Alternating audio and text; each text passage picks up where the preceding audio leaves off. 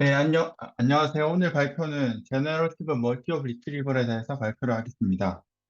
이 논문은 EML-NLP 2022의 테스트 어셉돈 논문이고요. 제가 잡은 키워드는 제너러티브 리트리버, 멀티오브 리트리버 이렇게 두 가지로 잡았습니다. 네, 제가 일단 논문을 선정하게 된 이유는 최근 제가 회사에서 검색 관련된 일을 계속하고 있는데 제가 리서치를 했을 때는 빈도 TF-IDF 기반의 스파스 리트리블이나 아니면 인베딩을 이용한 댄스 리트리블만 활용을 해본 상황이었는데 최근에 페이스북에서 제너리티브한 방법으로도 검색을 할 수 있다는 걸 알게 되고 흥미가 생겨서 찾아보게 되었습니다. 네, 이 논문은 일단 논문 소개에 앞서 검색에 대해서 간단하게 말씀을 드리면 검색은 여 그림과 같이 쿼리가 주어졌을 때 가장 관련된 문서를 찾는 태스크인데 일반적으로는 바이코더 어프로치로 많이 진행을 했었습니다. 즉 바이코더를 통해서 그러니까 인코더를 통해서 먼저 댄스 인베딩을 뽑고 나서 그 기존에 저장되어 있는 도큐멘트 인베딩과 유사도를 검색해서 가장 유사한 문서를 찾아주는 태스크의 형태를 취하게 됩니다. 하지만 이때 바이코더 어프로치 같은 경우는 문제점이 하나 있습니다. 쿼리의 길이가 길어지거나, 길어지게 되면 그 쿼리의 정보를 다 못 담는 한계가 있는데, 그것을 바로 보틀렉 프로그램이라고 합니다. 텍스트 리트리블은, 앞에서 말씀드린 것처럼 쿼리 X가 주어졌을 때, 도큐먼트 D를 찾는 태스크인데요.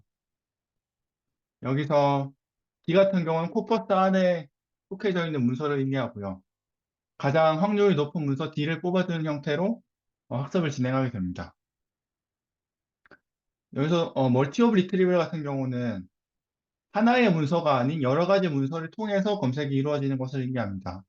즉, 쿼리 X가 주어지고 나서 첫 번째 문서를 찾고, 그 다음 두 번째 문서를 찾고, 최종적으로 어, N번째 도큐먼트까지 찾는 그 과정을 아그맥스를 통해서 학습을 이루어지게 됩니다. 멀티홉 리트리블에 대해서 약간 익숙치 않으실 수도 있어서 예시를 가지고 와봤는데요. 이런 식으로 쿼리에서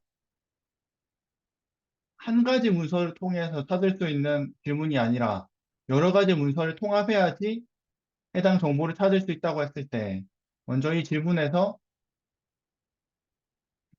이 사람 이름에 관련된 문서를 찾은 다음에 사람과 관련된 문서 속에서 특정한 정보를 다시 뽑아가지고 두 번째 문서에 연결을 하고 그다음에 뭐세 번째 문서에 연결을 하고 그렇게 해서 문서의 목록들을 제시를 해주는 것이 멀티홉 리트리벌 타스크입니다. 네, 이 제가 준비한 제너러티브 멀티옵 리트리버 같은 경우는 그 카이스트의 서민준 교수님 랩실에서 낸 최근 논문으로서 댄스 리트리버에서 그러니까 바이코더에서 발생할 수 있는 보틀렉 프로그램을 해결하고자 하였습니다. 그러니까 바이코더 구조에서는 앞에서 말씀드린 것처럼 X가 주어졌을 때 도큐먼트 D가 나올 확률을 아, 맥시마이즈 하게 되는데 이때 그러니까 쿼리 벡터 같은 경우는 쿼리 벡터는 인코더 D로 들어가게 되고 그 다음에 일반적인 그러니까 문서인 리트리버 시퀀스 벡터 같은 경우는 F로 들어가서 즉 두 개의 다른 코더로 들어가서 두 개의 인베딩의 유사도를 통해서 학습이 이루어지게 됩니다. 여기서 멀티옵을 적용하게 되면 인코더 D의 문서가 들어갈 때 단순히 쿼리 X만 들어가는 게 아니라 만약에 첫 번째 홉에서 그러니까 세 번째 홉이라고 했을 때, 그럼 첫 번째 홉과 두 번째 홉에서 찾아진 문서도 함께 콜 인코더에 콜 인코더에 들어가게 됩니다. 이때 만약에 콜이나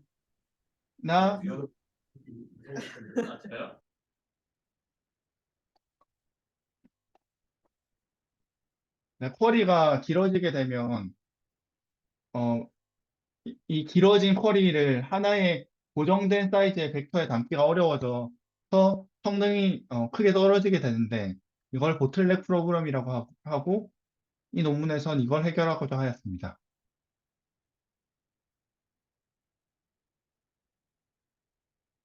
네, 이 GMR 모델 같은 경우는 인코더 디코더 모델을 가지고 있습니다.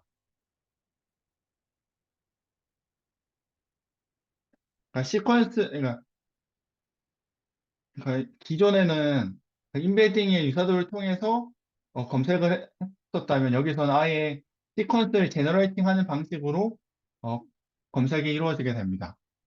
그러니까 이런 방식으로 해서 첫 번째 홉, 두 번째 홉, 세 번째 홉의 리스트를 뽑아내게 됩니다. 여기 오브젝티브 펑션을 보시면 아까 앞에서 봤던 것처럼 쿼리 x가 주어지고 i가 지금 찾는 홉 이전의 홉에 대해서 에 대한 도큐먼트도 함께 들어오게 됩니다. 이때 쿼리 X와 D, 그러니까 I보다 적은 도큐먼트 이 부분 같은 경우는 인코더 쿼리에 들어가고 그 인코더 쿼리, 그러니까 인코더 인풋으로 해서 인코더 값이 나오게 되면 디코더 같은 경우는 현재 홉에서 만약에 그러니까 J가 텍스트를 의미하는데, 그러니까 토큰을 의미하는데 아마 첫 번째 토큰 같은 경우는 그냥 인코더만 들어가게 되고 두 번째 토큰 같은 경우는 그 이전 스텝에서 제너레이팅 된 토큰과 함께 순차적으로 디코딩이 이루어지게 됩니다. 그림을 통해 이해하면 조금 더 쉬우실 텐데요. 먼저 바이인코더 모델 구조를 보시면 첫 번째 홉에서 해당 문서가 쿼리로 들어가게 됩니다. 쿼리로 들어가서 쿼리 인코더를 타고 나와서 벡터가 하나 만들어지고 그리고 기존에 있었던 문서 목록에서 가장 유사한 문서를 찾게 되고 그 문서가 다시 두 번째 홉에서 쿼리로 들어가게 됩니다. 이런 과정이 반복을 해서 바이인코더 구조에서 그 문서 목록을 그러니까 검색 결과를 만들어내게 되고요. 근데 여기서 만약에 그러니까 이제 홉이 계속해서 많아지게 되면 인코더에 들어가는 쿼리가 이걸 다 붙인 그러니까 처음엔 이것만 들어가는데 홉3에선 이게 다 함께 들어가게 되기 때문에 이 길어진 인코더 그러니까 길어진 쿼리를 고정된 사이즈의 벡터로 만들어졌을 때 많은 정보 손실을 얻게 됩니다. 반대로 제너리티브한 방식으로 리트리브를 하게 되면 먼저 처음엔 동일하게 들어가게 쿼리의 첫 번째 홉의 쿼리가 들어가게 되고요. 그다음에 이 과정에서 다음 홉에 나올 문서를 제너레이팅을 하게 됩니다. 그때 제너레이팅을 할 때는 프리픽스 트리라는 걸 참고해서 기존 코퍼스에 있는 것들 위주로 가지고 올 수 있도록 형성이 됩니다. 그리고 여기서 단순하게 제너레이티브 방법만 쓴 것이 아니라 두 가지 코퍼스 메모리제이션 기법도 적용을 하였습니다. DMR 같은 경우는 기존 모델들과는 달리 아예 시퀀스를 하게 되는데 이때 인코더 같은 경우는 양방향으로 통신을 하게 되는데 DMR 같은 경우는 단방향으로만 그, 진행이 됩니다. 그렇기 때문에 이때 문제가 생기는 거는 만약에 이 시퀀스가 너무 길어지게 되거나 아니면 이 시퀀스가 이전에 코퍼스에 등장하지 않았던 것 같은 경우는 어떤 지점에서 해당 시퀀스가 마무리가 되는지를 에 대한 정보를 알 수가 없습니다. 그렇기 때문에 이럴 때는 굉장히 그 모델 성능이 떨어지게 되는데 이런 것을 방지하고자 코퍼스에 있는 정보들을 기존 제너레이팅 모델에 좀 포함시킬 수 있도록 두 가지의 메모라이제이션 기법을 도입을 하였습니다. 먼저 첫 번째로 AML 메모라이제이션 같은 경우는 그냥 기존 AML의 오브젝티브를 그대로 가지고 와서 사용을 했고요. 아, 그럼 코퍼스에 있는 정보를 어떻게 담을지에 대한 고민을 통해서 이걸 ML 메모라이제이션을 도입하게 되었는데 기존에는 그냥 코퍼스에 대한 정보를 담을 때 일반적인 LM처럼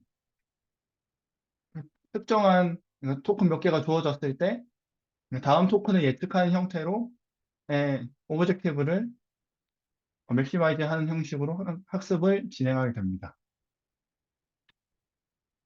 그리고 두 번째로 멀티옵 메모라이제이션 같은 경우는 이 멀티옵 메모라이제이션, 그러니까 멀티옵 리트리블 자체가 그러니까 그러니까 컨디셔널하다고, 그러니까 어떤 특정 조건에서 이루어지게 되는데 기존의 멀티옵 제너레이션 기법 같은 경우는 쿼리에 의존하지 않은 채로 모델을 계속 제너레이팅 하게 됩니다.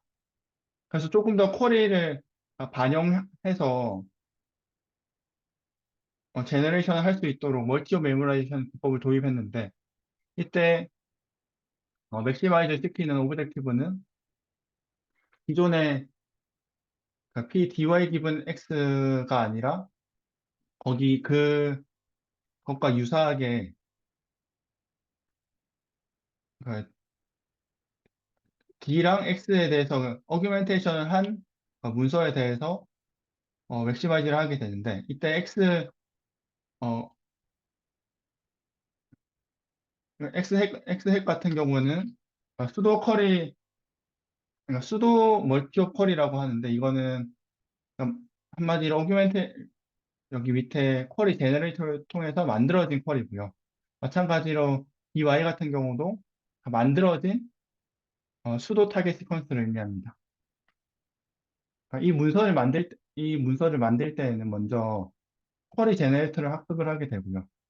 이 학습된 쿼리 제너레이터를 통해서 먼저 DY를 샘플링을 해가지고 타겟 시퀀스를 먼저 만들고요. 그걸 이용해가지고 수도 쿼리를 제너레이팅을 하게 됩니다. 그리고 실제 모델을 학습할 때는 이 어규멘테이션 된 데이터와 어규멘테이션 하지 않은 데이터를 함께 어, 활용해가지고 학습을 진행하게 됩니다. 네, 이제 실험입니다. 여기서 실험은 두 가지 세팅에 대해서 실험을 진행을 하게 됩니다. 먼저 픽스 멀티옵 리트리블과 다이나믹 멀티옵 리트리블에 대해서 실험을 진행하게 되는데 픽스 멀티옵 리트리블 같은 경우는 이게 그 리트리블 할 때 홉이 정확하게 사이즈가 2다, 3이다라고 고정된 세팅을 의미하고요. 다이나믹 멀티옵 같은 경우는 이게 맥스가 어느 정도인지 모르니까 쿼리에 맞게 조절해서 결과를 내는 것을 다이나믹 멀티옵 리트리블이라고 합니다. 그리고 데이터셋은 총 5개를 사용했고요. 주로 오픈 도메인, 멀티옵, QA 데이터셋이 주를 이루고 있습니다. 그리고 그러니까 비교할 모델로 바이인코더 모델 같은 경우는 DPR이라는 모델을 확장한 MDR 모델과 그다음에 GMR과 성능을 비교할 수 있는 베이스라인 모델로는 T5의 파라미터를 그대로 가져온 ST5를 이용해서 비교를 진행하고 있습니다. 네, 실험 결과입니다. 총 4개의 데이터셋에 대해서 ST5, GMR, 그리고 GMR에다가 두 가지 메모라이제이션 기법을 적용한 성능을 비교하고 있는데요. 여기서 픽스드 세팅과 다이나믹 세팅 모두에서 GMR이 성능이 더 좋은 것으로 나타났고요. 또한 MM 메모라이제이션과 멀티오 메모라이제이션이 GMR의 성능을 높이는데 기여하고 있음을 확인할 수가 있습니다. 대부분의 경우에서 GMR보다 이게 GMR-L과 M으로 표시되어 있는 것이 성능이 더 좋게 나오는 것을 확인하실 수가 있습니다. 또한 픽스보다는 다이나믹에서 지속적으로 성능이 더 잘 나오는 모습도 관찰하실 수 있습니다. 이렇게 다이나믹 세팅에서 잘 나오는 것은 아무래도 제네레이션 기법 자체가 보틀넥 문제를 극복을 하고 어, 길이에 상관없이 제너레이션을 할 수가 있기 때문에 가지는 장점으로 이해하실 수 있습니다. 그리고 두 번째 표 같은 경우에는 MDR이라고 하는 모델과 GMR을 비교하게 되는데 여기 MDR 같은 경우는 단순하게 인코더 디코더 모델이 아니라 거기에다가 하드 네거티브 트레이닝과 메모리 뱅크라는 기법을 추가적으로 적용을 하는 모델인데 그걸 적용을 한- 했을 때는 GMR보다 더 성능이 좋게 나왔고요. 이 두 가지 기법을 뺐을 때는 GMR과 유사하게 성능이 나왔었습니다. 그래서 이 논문에서는 이 두 가지 기법이 후에 이 모델에도 적용을 해볼 수 있는 기법이라고 말을 하고 있습니다. 하지만 여기서 MDR 그 두 가지 방법을 사용하지 않은 MDR 모델과 이 논문에서 제안하는 DMR 모델의 성능 차이가 크지 않은데 그 이유는 이 핫팟 QA라는 데이터셋 자체가 홉이 그러니까 2로 고정되어 있는 세팅이기 때문에 보틀렉 이슈를 크게 겪지 않기 때문에 MDR이 비교적 성능이 높게 나오는 것을 확인할 수가 있었습니다. 또한 여기서 표로 제시되어 있지 않지만 컴퓨테이션이나 메모리, 그러니까 GPU 메모리에 대해서도 훨씬 효율적인 모델이라고 말을 하고 있습니다.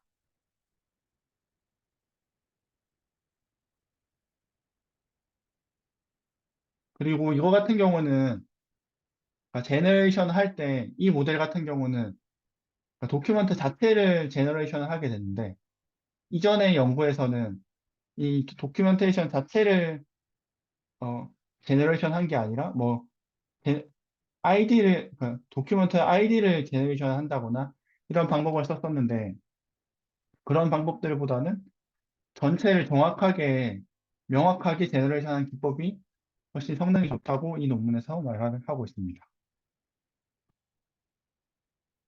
그리고 그 보틀렉 프로그램에 대해서 조금 더 깊게 확인을 해 보았을 때 이 검은색 그래프가 해당 논문의 모델이고 빨간색이 바이인코더 모델인데 바이인코더 모델 같은 경우는 스텝이 지나면 지날수록 그러니까 홉이 많아질수록 더 성능이 급격하게 저하되는 모습을 확인할 수가 있습니다. 그러니까 이거를 통해서 제너레이티브 리트리버를 사용하면 훨씬 로버스트한 리트리블 모델을 만들 수 있다고 말을 하고 있습니다. 또한 한 가지 장점으로 바이인코더 모델 같은 경우는 에러 프로파게이션이 엄청 심하다는 걸 단점으로 얘기를 하고 있는데 그 에러 프로파게이션이라는 게 만약에 이전 홉에서 정확한 정답이 아니라 잘못된 정답을 예측했을 때 다음 홉에서 제대로 다시 정답으로 돌아올 수 있는지를 의미하는 건데 이 에러 프로파게이션은 레이트는 낮을수록 더 좋은 것을 의미합니다. 이 두 가지 세팅에서 실험을 진행했을 때 역시나 제네레이션 모델이 에러 프로파게이션에도 더 강한 모습을 확인하실 수가 있습니다. 결론입니다. 기존의 바이인코더 리트리블 같은 경우는 몇 가지 문제점을 가지고 있었는데요. 인코더 디코더 이걸 극복하기 위해서 인코더 디코더 모델을 제안을 하였고요. 여기서는 단순히 시퀀스의 아이디, 그러니까 도큐멘트 아이디만 제너레이션 하는 게 아니라 전체 타겟 시퀀스를 제너레이션 하는 방식으로 모델을 제안을 하였습니다. 그 제안된 모델은 실험 결과 멀티옵 리트리버를 태스크해서 더욱 강건한 모습을 보여주었고요. 또한 두 가지의 포커스 메모라이제이션 기법 또한 GMR 성능 향상에 도움이 되는 것을 확인할 수가 있었습니다.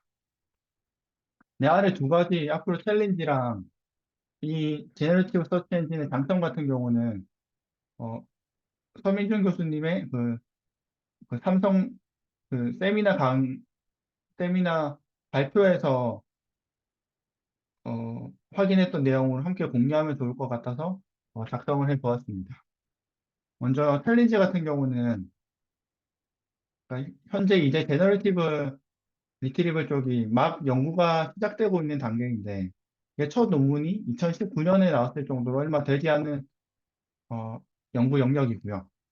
근데 이전에는 뭐 도큐멘트 아이디를 생성하거나 뭐 더 다른 것을 생성했는데 여기서는 타깃 시퀀스를 이제 전체 타깃 시퀀스를 생성하는 방식으로 접근을 했는데 앞으로 어떤 걸 제너레이션 하는 게 좋을지에 대해서 계속 연구가 필요하다고 말을 하고 있고요. 또 추가적으로 그러니까 기존에 학습되어 있는 모델에 업데이트된 정보를 어떻게 더 넣을 것인가에 대해서도 연구가 더 필요하다고 얘기를 하고 있습니다. 하지만 또 장점도 제너레이티브 서치 엔진에는 장점도 있는데요. 먼저 첫 번째로는 인베딩 보틀렉이 없는 더 정확한 이라는 장점이 있고요. 그 다음에 두 번째로는 기존의 서치 엔진 같은 경우는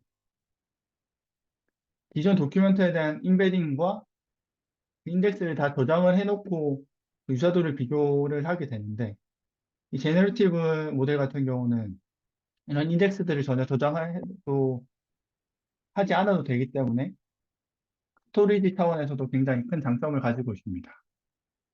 그리고 세 번째로 이게 모든 작업이 GPU에서 이루어질 수 있다는 것을 장점으로 얘기하고 있습니다. 네, 지금까지 제가 준비한 내용은 여기까지입니다. 네, 발표 들어주셔서 감사드립니다.